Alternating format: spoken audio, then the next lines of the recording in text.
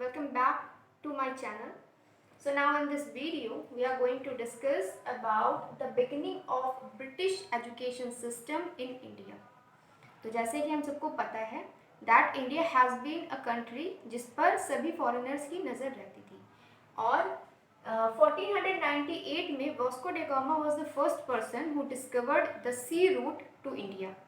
तो Vasco D gamma एक पुर्तगाली थे और पुर्तगाली लोग वो पहले लोग थे जिन्होंने इंडिया में ट्रेडिंग स्टार्ट की, मतलब इंडिया में बिजनेस स्टार्ट किया। तो जब ये लोग आए तो अपने साथ में मिशनरीज लेके आए और इन्होंने अपने मीन्स एजुकेशन सिस्टम को यहाँ पर लाने की कोशिश करी। सेंट जेवियर नाम का एक काफ़ी प्रसिद्ध कॉलेज था जो इन लोगों ने बनवाया था, यानी कि पुर्तगाली लोगों ने बनाया था। ठीक है, गोवा, दमन, दीव, कोचिंग, इस तरह की ये जो जगह हैं, तो बॉम्बे वगैरह, ये पुर्तगाली के जो है मेन एरियाज हुआ करते थे। इनके बाद में डच, फ्रेंच और डैनिश आए और इन्होंने भी सिमिलर काम किया, बट कोई भी ज़्यादा दिन तक यहाँ रुक नहीं पाया। इनके बाद में जो आए वो थे ब्रिटिशर्स, और जिन्होंने काफ़ी सालों तक हमारे कंट्री पर रूल किया, जैसा कि हम सबको पता है। तो अब हम देखते हैं कि कैसे ब्रिटिशर्स हमारी कंट्री में आए। तो सबसे पहले 1600 ऐसा ईयर था जब क्वीन एलिजाबेथ ने परमिशन दी कि ईस्ट इंडिया कंपनी को इस्टेब्लिश किया जाए इंडिया में और वहाँ पर बिजनेस स्टार्ट किया जाए। फिर 1609 में, यानी कि 9 साल बाद ईस्ट इंडिया कंपनी आई इंडिया में। मीन्स आई नहीं, यहाँ पर परमिशन लेने आए वहाँ के लोग, लेकिन जहांगीर ने परमिशन नहीं दी। उसके बाद में 1613 में इन्हें परमिशन मिली और ईस्ट इंडिया कंपनी ने सबसे पहले अपनी फैक्ट्री सूरत में लगाई। इसके बाद में बॉम्बे वगैरह सब जगह पर इन्होंने अपनी फैक्ट्रीज इस्टेब्लिश की। तो ये तो हो गई एक बात कि कैसे ब्रिटिशर्स हमारी कंट्री में आए।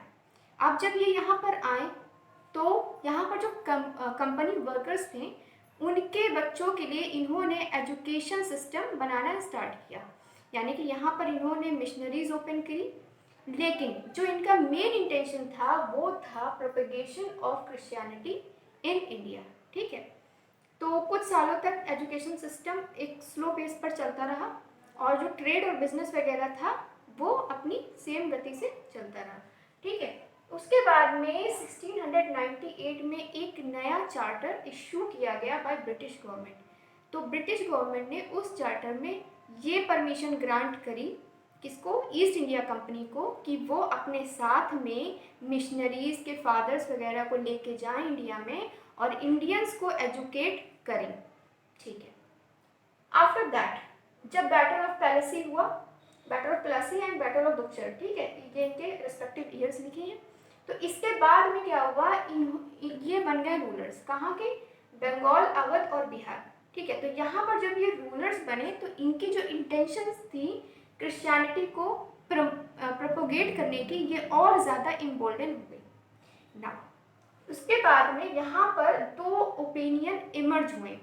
तो यहाँ पर पहला जो दो ग्रुप यहाँ पर इमर्ज हुए ब्रिटिशर्स के, इनमें में से जो पहला ग्रुप था उनकी ये राय थी कि जो वेस्टर्न एजुकेशन है, वेस्टर्न लिटरेचर है, साइंस है और जो भी वेस्टर्न नॉलेज है, कल्चर है, उन सबको क्रिश्चियनिटी के साथ साथ में इंडियंस को बताया जाए और क्रिश्चियनिटी का भी प्रोपोगेशन हो, साथ में नॉलेज भी इम्पार्ट की जाए। लेकिन वहीं पर जो दूसरा ग्रुप था उनका ओपिनियन कुछ और था। उनका ओपिनियन ये था कि इंडियंस को अपनी जो नॉलेज है वो नहीं देनी है, वेस्टर्न नॉलेज, वेस्टर्न कल्चर की नॉलेज नहीं देनी, वेस्टर्न लिटरेचर, साइंस, इन सब चीज़ों की नॉलेज नहीं देनी है। उनको सिर्फ एक जनरल नॉलेज देनी है उनकी ही लोकल लैंग्वेज में, और साथ में क्रिश्चियनिटी को प्रोपेगेट करना है अमंग द इंडियंस। ठीक है, तो यहाँ पर हमें पता चलता है कि इन लोगों की इंटेंशन थी कि जो इंडियंस थे वो मोर नॉलेजेबल ना बने और उनके अंडर में ही रहें। इसके बाद में 1792 में एक बहुत ज़्यादा इम्पोर्टेंट पॉइंट हो जाता है यहाँ पे, ये बहुत ज़्यादा इम्पोर्टेंट नाम होता है चार्ल्स ग्रांट। ठीक है, तो चार्ल्स ग्रांट ने एक बुक लिखी, ये ब्रिटिशर्स थे, इन्होंने एक बुक लिखी और उसमें इंडिया के जो एजुकेशन सिस्टम था जो पहले से चलता चला आ रहा था उसको पूरी तरह से नकारात्मक बताया और इन्होंने ऐसा बोला कि चाहे हिंदू हो या मुस्लिम्स हो, इनका जो रिलीजन है, इनके जो लिटरेचर है, इनकी जो भी एजुकेशन है वो बिल्कुल सुपरस्टिशियस है और उसका कोई भी बेस नहीं है, ये बिल्कुल बकवास है। ऐसा किसने बोला? चार्ल्स ग्राहम ने। अब इनकी जो विचारधारा थी, जो इंडियंस के लिए काफ़ी नेगेटिव थी, इनकी विचारधारा को सपोर्ट करने वाले थे रॉबर्ट विबरफोर्स, ठीक है। तो एक साल बाद यानी कि 1793 में इन्होंने, जो कि ब्रिटिश पार्लियामेंट के मेंबर थे, तो इन्होंने एक प्रपोजल रखा कि जो चार्टर था उसमें एक आर्टिकल ऐड किया जाएगा और उस आर्टिकल में ये सब मीन्स उसमें ऐड किया जाएगा कि कैसे इंडियंस को जो वेस्टर्न एजुकेशन सिस्टम है उसको वहाँ पर उन्हें इम्पार्ट करना है और western literature, western science, western knowledge को इंडियंस के बीच में लेके आना है, ठीक है। लेकिन इनको यहाँ पर किया गया अपोज, और अपोज करने के बाद में जो ये चाह रहे थे जैसा आर्टिकल वैसा आर्टिकल इंक्लूड नहीं किया गया, लेकिन कुछ हद तक कुछ फ्रूटफुल नॉलेज देने की वहाँ पर घोषणा हुई। जो आर्टिकल वहाँ पर ऐड हुआ, जिसे हम चार्टर एक्ट 1973 भी बोलते हैं, तो इस एक्ट में ऐसा बोला गया कि इंडियंस को भी फ्रूटफुल नॉलेज इम्पार्ट की जाएगी, ठीक है। लेकिन कुछ सालों के अंदर ही अंदर यहाँ पर क्या हुआ, एक नीड क्रिएट हो गई, क्योंकि ईस्ट इंडिया कंपनी बहुत तेज़ी से बढ़ रही थी, फैल रही थी, तो वहाँ पर सुबार्डिनेट पोस्ट के लिए इन ट्रेड एंड एडमिनिस्ट्रेशन इनको ज़रूरत थी इंग्लिश एजुकेटेड इंडियंस की, मतलब ऐसे इंडियन जो कि एजुकेटेड हों और इंग्लिश भी बोल सकें। तो जब ये नीड अकर हुई तो फिर यहाँ पर 3 बहुत ही इम्पॉर्टेंट इंस्टीट्यूशंस का निर्माण हुआ। सबसे पहले कलकत्ता मदरसा, ठीक है, तो ये 1781 में बनाया गया।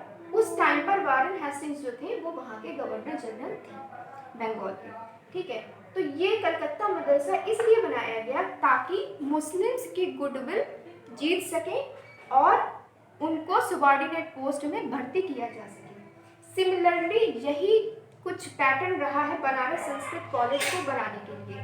तो 1791 में बनारस संस्कृत कॉलेज बनाया गया। वहाँ पर जो भी हिंदूज़ के जो मीन्स रिलीजियस टेक्स्ट होते हैं, सब्जेक्ट्स होते हैं, वो वहाँ पर पढ़ाया गया, साथ में इंग्लिश पढ़ाई गई और साथ में वेस्टर्न नॉलेज पढ़ाया गया। और सिमिलरली कलकत्ता मदरसे में पर्शियन अरबिक में इंस्ट्रक्शंस दिए जाते थे, तो ठीक है। तो ये दोनों जो है यहाँ पर मुस्लिम्स की गुडविल जीतने के लिए और यहाँ पर हिंदूज़ की गुडविल जीतने के लिए, साथ में सुबॉर्डिनेट पोस्ट पे भर्ती करने के लिए ये 2 कॉलेजेस ओपन हुए। सिमिलरली यहाँ पर फोर्ट विलियम कॉलेज ओपन हुआ 1800 में बाय लॉर्ड वेलेस्ली, ठीक है। तो ये जो कॉलेज था ये एक ऐसा कॉलेज था जहाँ पर हिंदूज़ भी एडमिशन ले सकते थे एंड मुस्लिम्स भी कंफर्टेबली पढ़ सकते थे, और यहाँ पर वेस्टर्न नॉलेज को भी इम्पार्ट किया गया पूरी तरह से, और यहाँ पर क्रिश्चियनिटी को भी प्रोपोगेट करने का इनका जो इंटेंशन था वो भी यहाँ पर रहा। तो ये कुछ इम्पॉर्टेंट पॉइंट्स थे जिससे हम समझ सकते हैं कि कैसे ब्रिटिशर्स आए और ब्रिटिशर्स ने अपना education system, modern education system जिसे हम बोलते हैं, वो यहाँ पर इस्टेब्लिश करना स्टार्ट किया। अब इसके बाद नेक्स्ट वीडियो में हम मैकाले के बारे में पढ़ेंगे कि मैकाले मिनट क्या था, और उसके बाद में जो बेंटिक रेजोल्यूशन आया था वो क्या था। तो ये सब इम्पॉर्टेंट टॉपिक्स हम पढ़ेंगे अपने नेक्स्ट वीडियो में। इस वीडियो में इतना ही। Thanks for watching.